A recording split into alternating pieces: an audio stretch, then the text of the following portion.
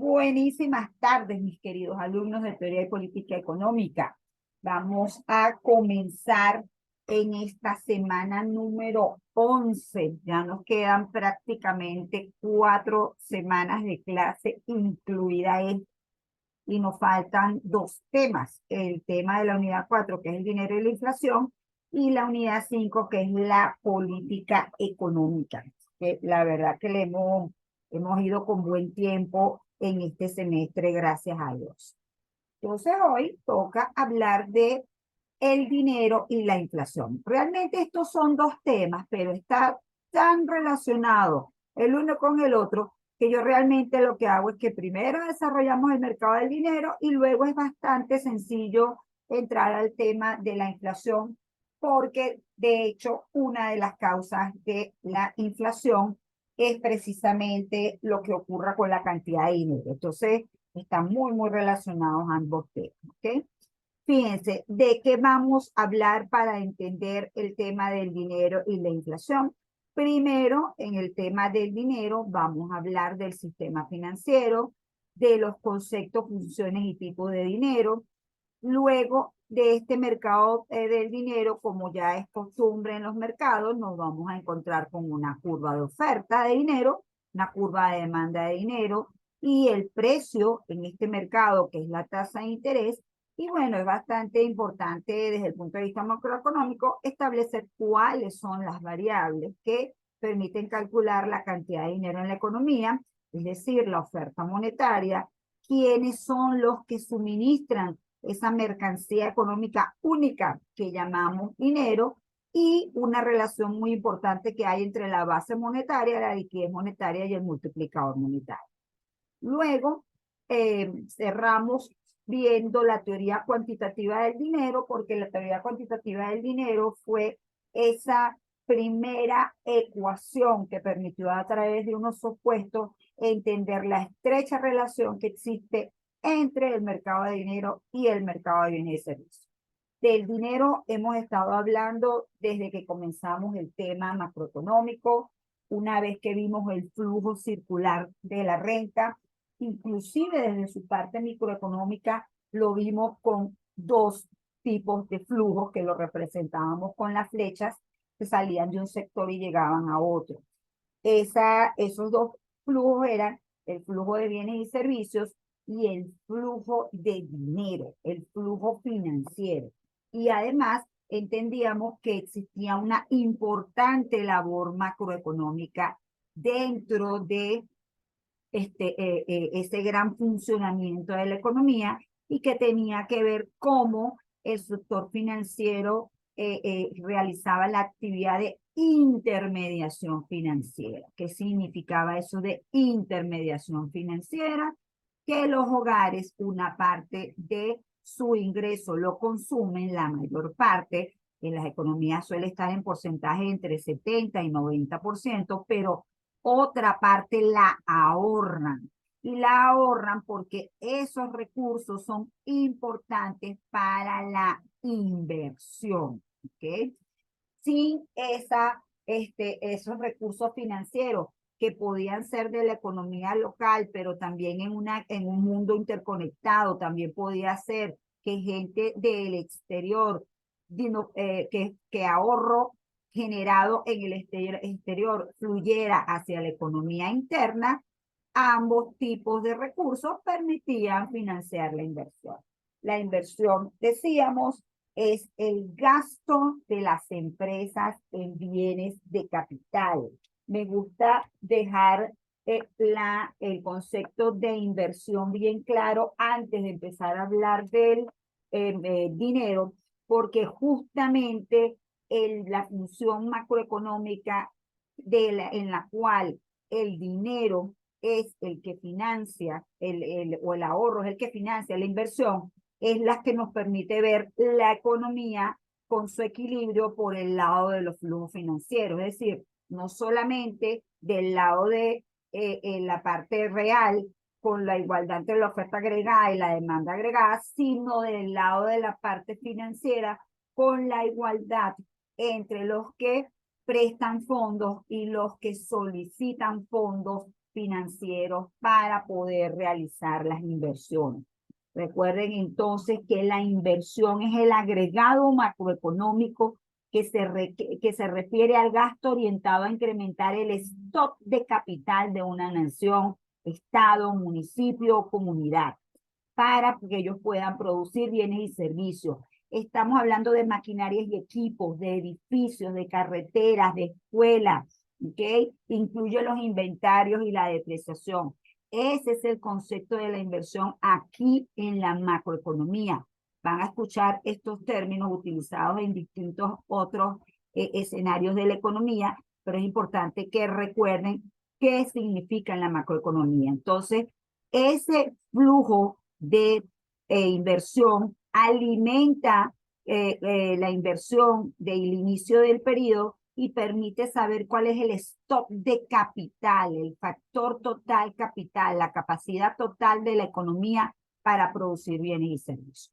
Hasta aquí nos quedamos en la esfera real y lo que estamos diciendo es que paralelamente a esto, pues entonces esa inversión necesita del ahorro. El ahorro es esa parte del ingreso que no se consume y ese ahorro también es un flujo que puede estar representado en los siguientes activos financieros. Es decir, el ahorro puede ser canalizado a los dos grandes mercados, o el mercado de dinero o el mercado de bonos y el resto de los activos financieros.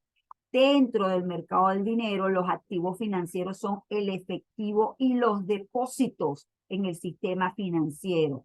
Luego, hay una parte muy especial que son los activos de reservas internacionales, que es el oro, el derecho especial de giro, divisas y depósitos, pero con una condición especial, que están en poder de la autoridad monetaria, que básicamente es el Banco Central, y luego viene todo el resto de activos financieros que se cotizan en los mercados de capitales. Fíjense que no es capital, sino capitales, se llama en plural. Y eso incluye todas las negociaciones que se hacen de deuda a corto plazo y a largo plazo, o todas las inversiones que se hacen con los títulos de participación. Es decir, como rasgos generales existen dos grandes vertientes de activos financieros en el en el mercado de capitales. Los títulos de deuda y los títulos de participación. Los títulos de participación son las acciones y son las que le van a generar un derecho al poseedor o al tenedor de esa acción de tener una parte de las utilidades de la empresa. En el otro caso, los títulos de deuda, pues simplemente son créditos que se le otorgan a las empresas o el Estado para que puedan realizar las inversiones de largo plazo. Eso generalmente son bonos, son cuentas por cobrar, son créditos directos otorgados y hay una serie de derivados financieros que se generan a partir de un activo físico o de un activo financiero. Por ejemplo, las cédulas hipotecarias son un activo financiero que se genera a partir de un activo original, que es el préstamo que hace una institución bancaria de crédito hipotecario a una persona para que pueda comprar su vivienda. Entonces, este es todo un mundo fascinante, por cierto, en el cual todos estos activos financieros generan un tremendo movimiento de transacciones que inclusive en muchos casos puede ser 5, 10, 15 veces y en algunos mercados que muy por encima del mercado real. Es decir, es ese esquema que terminó de consolidarse en los últimos, sobre todo en el siglo XX, donde el dinero no solamente fluye desde el mundo real hasta el mundo financiero y desde el mundo financiero, o sea, la parte real, sino que el dinero se queda dentro del mundo financiero y genera una alta rentabilidad dentro de este mundo. Obviamente, nada es una película de la Cenicienta, así como hay grandes ganancias financieras, también hay catastróficas pérdidas financieras. Más de una persona ha quedado totalmente arruinada en cuestión de minutos. en este tipo de mercado donde se manejan estos activos financieros. ¿Ok? Yo repito, así como existe el stock de capital, existe la riqueza financiera. Y entonces lo que ocurre año tras año es que una economía genera ingresos, un parte de ese ingreso lo consume, repito, la mayor parte, otra parte lo ahorra, y ese flujo de ahorro forma parte del stock de capital, es decir, del stock de títulos financieros que haya en una economía. ¿Estamos bien hasta aquí? ¿O alguien quiere preguntar algo? ¿Tiene alguna inquietud?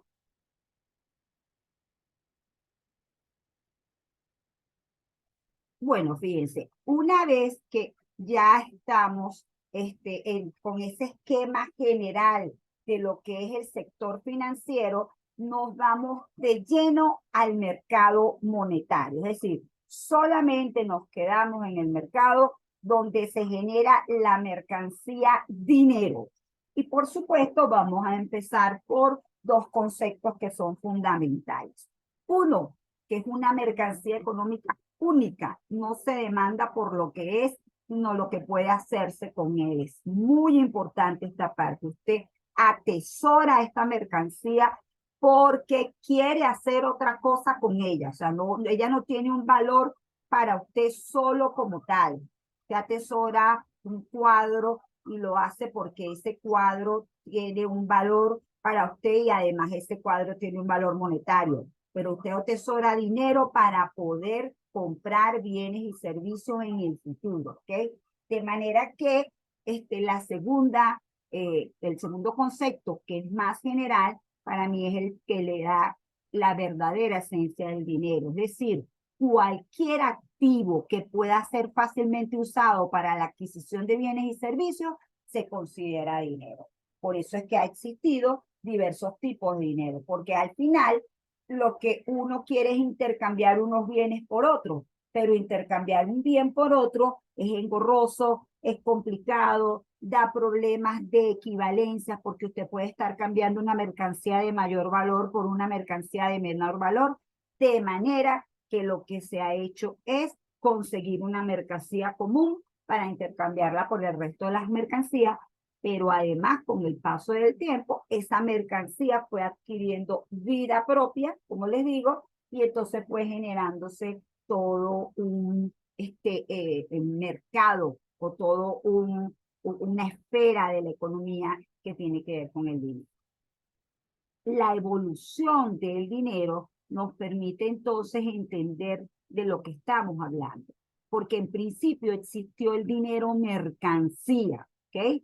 El medio de pago es un bien, generalmente un metal precioso. Antes de los metales se usaron dinero como dinero el ganado, el aceite de oliva, la cerveza. Durante la Segunda Guerra Mundial se usaron los cigarrillos.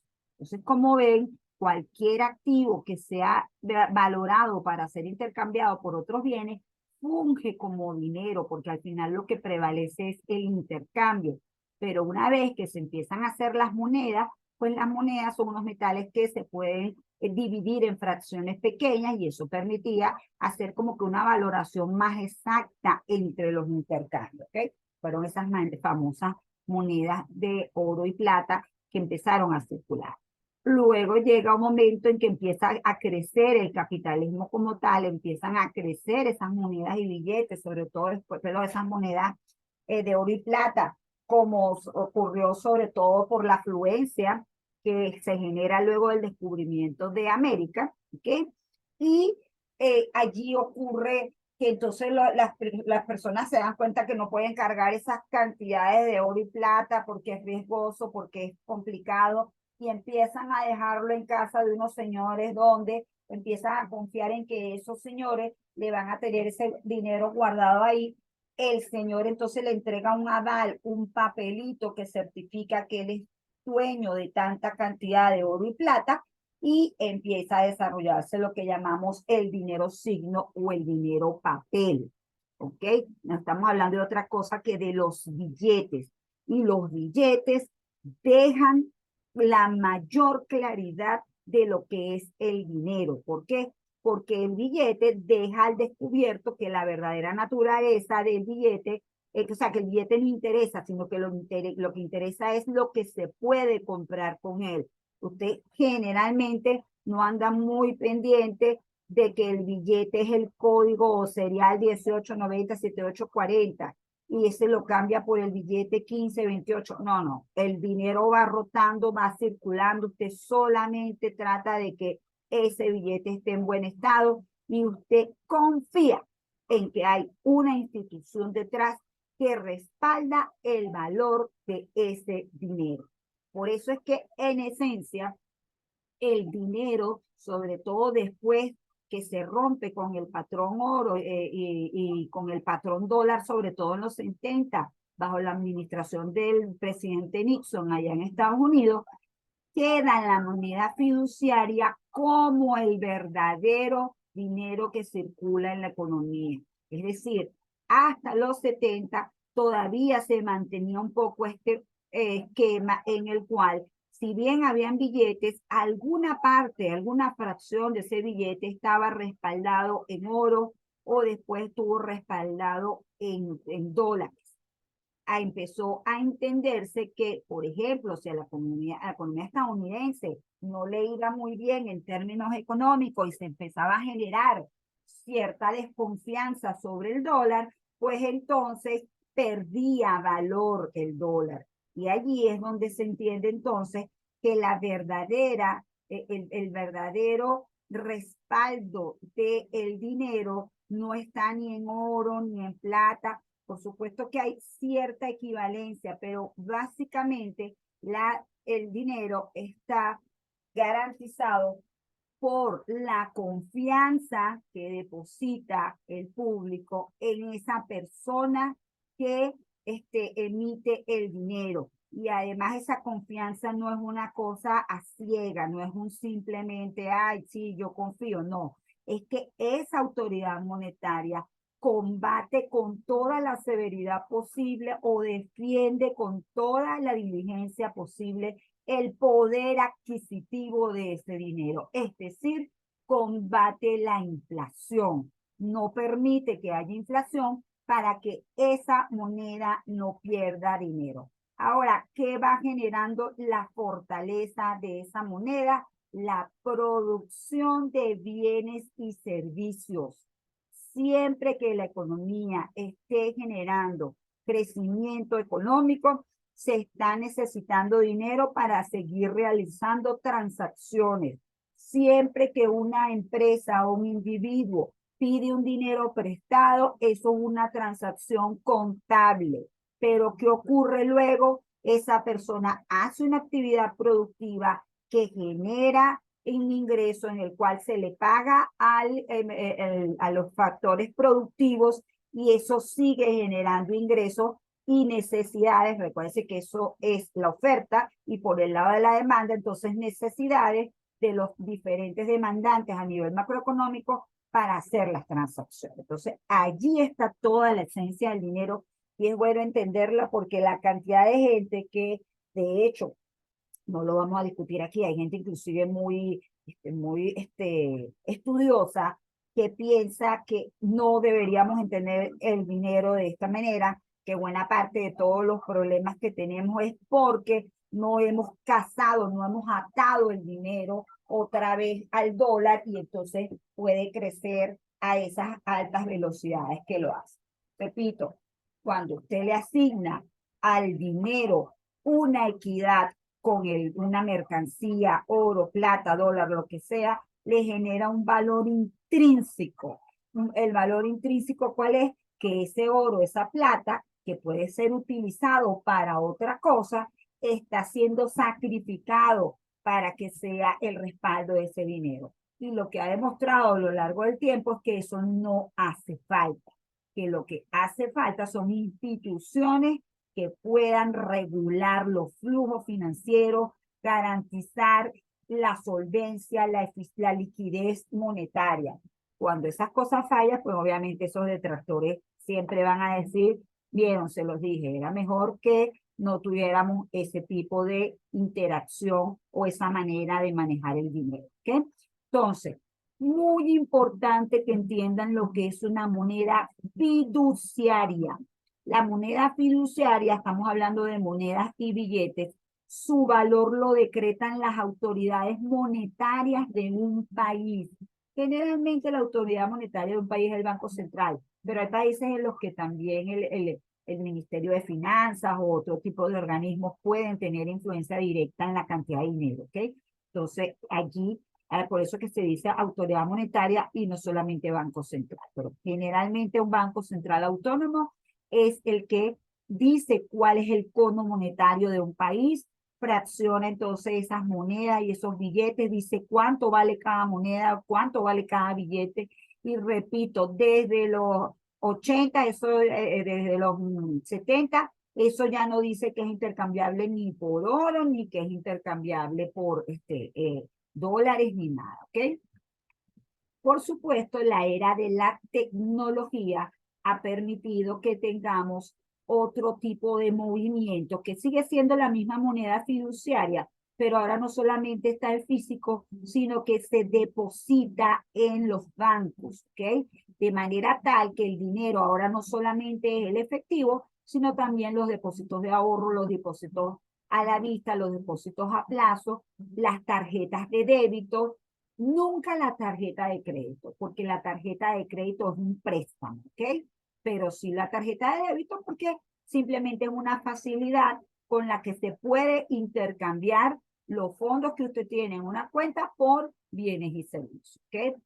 Hay toda una revolución tecnológica que obviamente atrapa el dinero y tiene que ver con el dinero electrónico.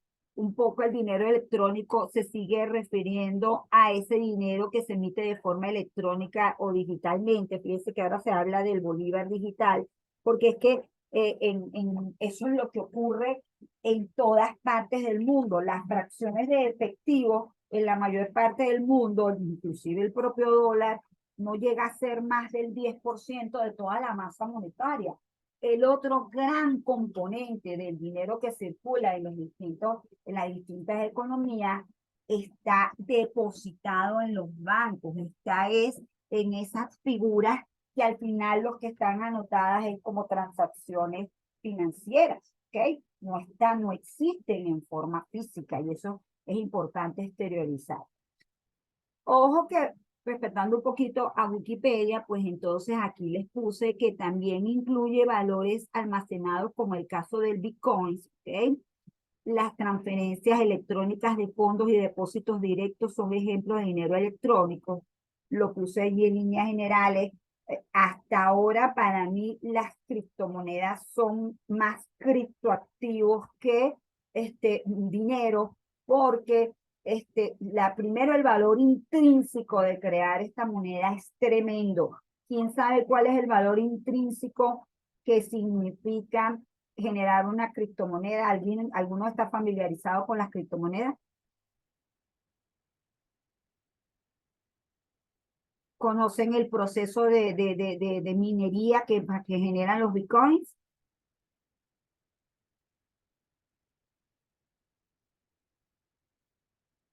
Ya, que estoy tratando de poner aquí.